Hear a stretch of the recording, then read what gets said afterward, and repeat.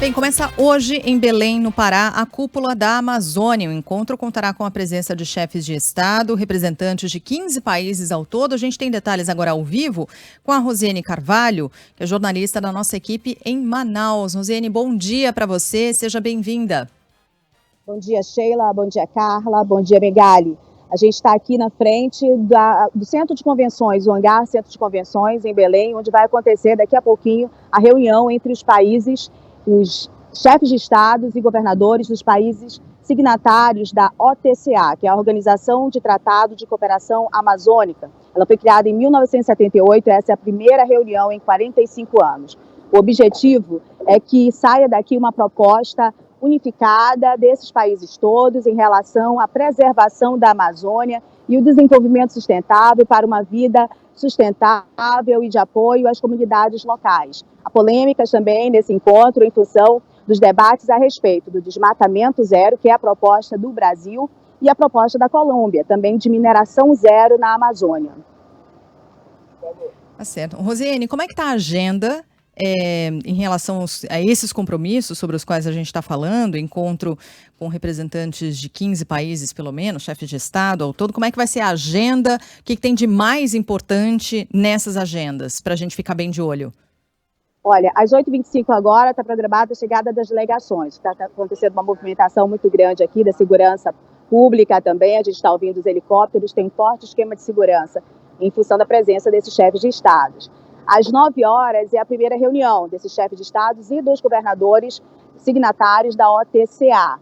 Há também a previsão de uma série de outras reuniões e a previsão de uma marcha dos indígenas. Eles estiveram reunidos e outros representantes da sociedade civil antes da Cúpula da Amazônia, no evento chamado Diálogos Amazônicos. Eles têm uma série de outras defesas que não estão necessariamente inclusas nos discursos e nas propostas do governo federal, do governo do Brasil, como, por exemplo, a mineração em relação à desintrusão dos territórios. Um episódio, por exemplo, de violência foi registrado esta semana, às vésperas da cúpula, aqui no Pará, no nordeste do Pará, em relação à etnia Tembé, né? Foram indígenas agredidos, violentados. Há uma suspeita de que haja uma ação de uma empresa que faz exploração de óleo de dendê. Mas é mais um exemplo das violências que sofrem os povos indígenas. Então, eles estão programando uma marcha, querem entregar em mãos aos chefes de Estado suas propostas para a Amazônia, querem ser ouvidos também, serem inclusos nessa proposta que será apresentada na COP no final do ano,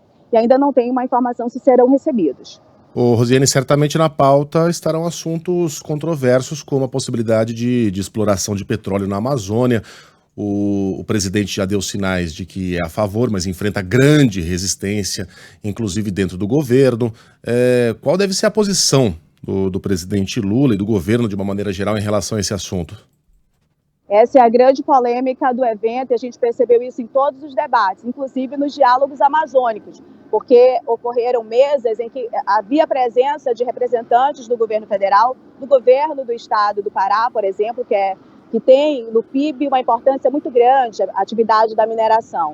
E aí são discursos completamente contrários, porque as populações indígenas defendem de uma forma muito veemente, e havia aqui caciques, né, do Amapá, dessa região, em que eles apontam, e o próprio parecer técnico do IBAMA aponta que há risco para as comunidades indígenas, onde estão próximas da foz do Amazonas, onde há essa expectativa de estudo da extração do petróleo, e eles colocam que esses riscos representam graves problemas para eles, querem ser escutados, querem mais estudos, e não há por parte ainda do Brasil uma definição. A gente tem percebido isso, como você colocou, nas declarações, tanto do presidente quanto da ministra Marina Silva. Aí há representantes de outros países, como da Colômbia, e o presidente Gustavo Petro fez essa defesa de mineração zero no encontro que aconteceu há cerca de um mês na Colômbia, chamado Reunião Técnico-Científica, e eles fizeram essa proposta na presença do presidente Lula. Naquele momento, o presidente não se manifestou a esse respeito. Se manifestou mais ou menos há 2 semanas, numa entrevista a rádios da Amazônia, dizendo que é dele um sonho, parte dele um sonho de ver, sim, que haja uma exploração de petróleo na Amazônia, nesta parte ali no Amapá, na foz do Rio Amazonas. Rosiane Carvalho, conversando conosco a respeito da Cúpula da Amazônia, que começa hoje em Belém do Pará. Bom trabalho para você, voltaremos a conversar.